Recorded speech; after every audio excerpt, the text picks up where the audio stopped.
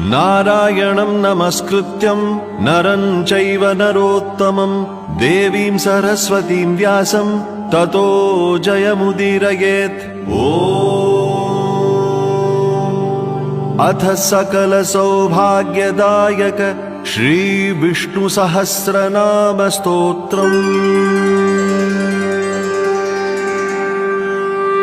शुक्लांबरधरं विष्णुं शशिवर्णं चतुर्भुजं प्रसन्नवदनं ध्यायेत् सर्वविघ्नोपशान्तये। यस्य द्विरदवक्त्राद्यः पारिषद्यः परशतं विघ्नं निघ्नन्ति सततं विश्वक्सेनं तमाश्रये। व्यासं वसिष्ठनप्तारं शक्तेः पौत्रमकल्मषं पराशरात्मजं वन्दे शुकतातं तपोनिधिं। व्यासाय विष्णुरूपाय व्यासरूपाय